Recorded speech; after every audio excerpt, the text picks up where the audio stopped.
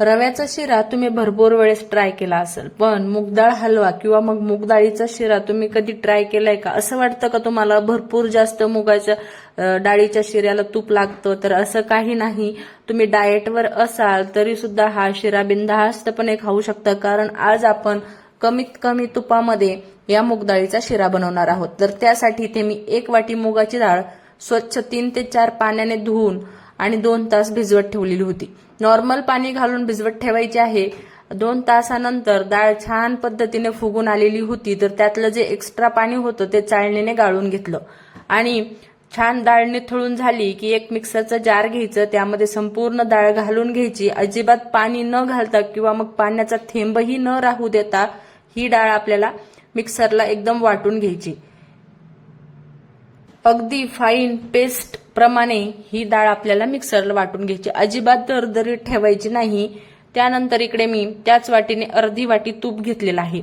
आता इतक्या संपूर्ण अर्धी वाटी तुपामध्येच आपण हा संपूर्ण शिरा जो आहे तो बनवणार आहोत.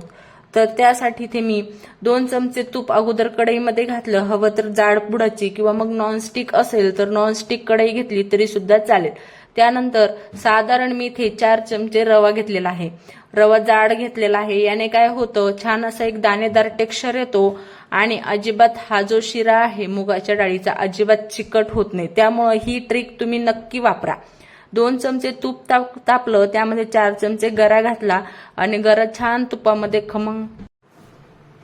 छान खमंग भाजून घेऊया, जेणेकरून अजिबात कच्चापणा जो आहे आपल्या गऱ्याला राहणार नाही. त्यानंतर रवा भाजून झाला की त्यामध्ये आपण जी मूगडाळ मिक्सरमधून काढलेली होती ती संपूर्ण मूगडाळ जी आहे यामध्ये घालून घ्यायची. पण संपूर्ण रवा भाजल्याशिवाय मूगडाळ घालायची नाही, कारण आपण मूगडाळची पेस्ट या कढईच्या तुपामध्ये घातली तर रवा जो आहे कच्चा असताना घातली तर मग रवा नंतर भाजला जात नाही, कारण संपूर्ण जे तूप असतं ते मूगडाळ जी आहे शोषून घेतं आणि मग रवा भाजण्यासाठी चान्सच राहत नाही.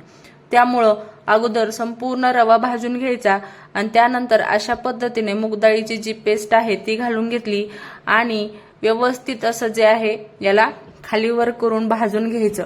आता याला भाजताना अजिबात मध्ये सोडायचं नाही, जेणेकरून तळाला लागली जाणार नाही. तर हे बघा अशा पद्धतीने. आता इथे जरी आपल्याला तुपाचं प्रमाण कमी वाटत आहे तरी मग आपण जे शिल्लक ठेवलेलं तूप आहे ना ते अधूनमधून चमचा तूप असं घालून घ्यायचं, म्हणजे काय होतं, तूप सुद्धा जास्त प्रमाणात लागत नाही आणि आपला शिरा सुद्धा छान पद्धतीने भाजला जातो.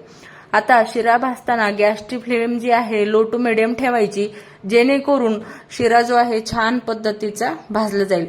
याच्यात सर्व जास्त मेहनत जी असते भाजण्यासाठीच असते, कारण इथे जर आपण भाजण्यासाठी कानकूस केली तर मग सगळीकडेच आपली जी आहे व्यवस्थित शिऱ्याला चव येणार नाही आणि कच्चापणा सुद्धा राहील. त्यामुळं भाजताना अजिबात घाई करायची नाही किंवा मग कंजूसपणा सुद्धा करायचा नाही.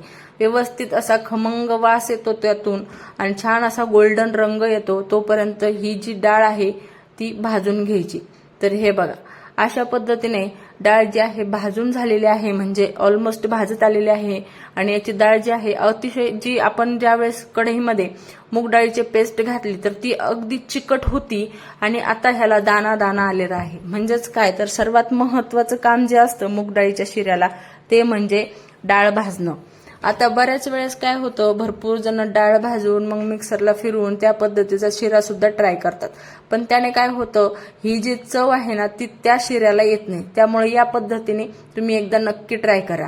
आणि बऱ्याच वेळेस काय होतं की, आणि महत्वाचं म्हणजे काय की ही शिरा जो वेळेस आपण भाजतो ना त्यावेळेस थोडा थोडा हात पण दुखतो, पण तितकं आपण तेवढी मेहनत केल्यानंतर 1 चमचा शिरा आपण ज्यावेळेस तोंडामध्ये घेतो, जो शिरा असतो त्याला सर्वात महत्वाचं काम असतं म्हणजे त्याला भाजणं. ज्यावेळेस आपण व्यवस्थित खमंगपणाने भाजतो ना तितकीच त्याची चव वाढते आणि अजिबात कच्चापणा राहत नाही. तर आपली इथे मूगडाळ जी आहे पूर्णपणे भाजून झालेली आहे. तर आता 1 वाटी मूगडाळ होती तर त्याच वाटीने 1.5 वाटी पाणी आणि त्यानंतर 1 वाटी साखर घेतली. आता ही साखर आणि पाणी फक्त आपल्याला साखर विरघळेल इतकंच आपल्याला याला गरम करायचं आहे. 1 तारी पाक वगैरे असं काही करायचं नाही. त्यानंतर अगदी चिमूटभर जो आहे मी इथे केसर येलो फूड कलर जो आहे वापरत आहे, जो की पूर्णतः ऑप्शनल आहे, पण रंग छान येतो त्यामुळे इथे मी तो टाकत आहे. त्यानंतर इकडे पाकाला छान उकळी आली की गॅस बंद केला. त्यानंतर इकडे आपली मूग डाळ सुद्धा छान पद्धतीने भाजली होती. पहा, छान असा गोल्डन रंग आलेला आहे. पहिलेच्या ज्या आपण कढईमध्ये मूग डाळ पेस्ट घातली होती आणि त्या प्रमाणात इथे आपण मूग डाळ भाजून घेतली तर किती छान पद्धतीने दाणेदार आणि खमंगपणा जो आहे आलेला आहे. आता यामध्ये काय करायचं, थोडं थोडं करून जो आहे पाक घालायचा. एकदा संपूर्ण पाक घालू नका, कारण काय होतं, असे बुडबुडे जे आहेत ना उडते ते अंगावर येऊ शकतात. त्यामुळं एकदा दोनदा करून जो आहे हा पाक तुम्ही घालू शकता. आणि तेवढं पाकाचं प्रमाण जे आहे ते अचूक आहे, त्यामुळे तुम्ही डोळे झाकून फॉलो करू शकता. आता तुम्ही 1 कप जरी मूग डाळ घेतली तर त्याच कपाने 1.5 कप पाणी असं ह्याचं मेजरमेंट ठेवायचं. त्यानंतर गॅसची फ्लेम मिडियम ठेवायची आणि मिडियम फ्लेमवर छान याला मिक्स करत राहायचं, जेणेकरून डाळीच्या कणाकणापर्यंत आपला जो पाक आहे तो पोहोचला जाईल आणि सगळीकडे एकसारखी चव येईल. त्यानंतर वेलचीचे दाणे घातले थोडेसे आणि छान पद्धतीने मिक्स केला. आणि पहा, काय दाणेदार असा रंग सुद्धा किती सुरेख आलेला आहे. आणि असा जरी आपण रंग नाही घातला तरी सुद्धा तो चवीला काय बदल होत नाही, फक्त दिसण्यासाठी इथे रंग वापरलेला आहे. त्यानंतर इथे जे आहे 1 तडका पॅन घेतलं, त्यामध्ये 1 चमचा साजूक तूप घातलं, काही पिस्त्याचे काप, त्यानंतर काजूच्या पाकळ्या घातल्या. हवे तर या ठिकाणी तुम्ही चारोळी किंवा मग बदाम आणखीन ड्रायफ्रूट ॲड करू शकता. त्यानंतर हे ड्रायफ्रूट जे आहे छान असे तुपामध्ये रोस्ट करायचे, जेणेकरून आपल्या शिऱ्याची जी चव आहे ती आणखीन वाढेल. त्यानंतर छान रोस्ट केलेले ड्रायफ्रूट जे आहे लगेच शिऱ्यामध्ये घालून घेतले आणि छान असं खालीवर करत जे आहे 2 मिनिटं हा शिरा मंद आचेवर वाफवून घेऊया, जेणेकरून छान असा हा दाणेदार तयार होईल आणखीन. आणि अशा पद्धतीने आपला हा कमी तुपामध्ये आणि एकदम सोप्या पद्धतीने मुगाच्या डाळीचा शिरा तयार झाला. फक्त भाजण्याची थोडीशी मेहनत केली ना, ज्यावेळेस तुम्ही 1 चमचा शिरा तोंडामध्ये घ्याल ना, तर त्यावेळेस तुम्हाला ही सर्व तुमची मेहनत अजिबात वाया गेली नाही असं वाटेल. तर अशा पद्धतीने हा आपला मस्त असा हा दाणेदार मूग डाळ शिरा तयार झाला. चला मग मूग डाळ शिऱ्याची रेसिपी कशी वाटली मला नक्की कमेंट करून सांगा.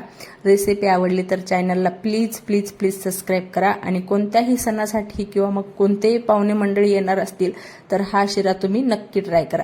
तुम्ही स्वतः सुद्धा घरी बनवून खाऊ शकता. चला मग भेटूया परत अशाच एका रेसिपी सोबत.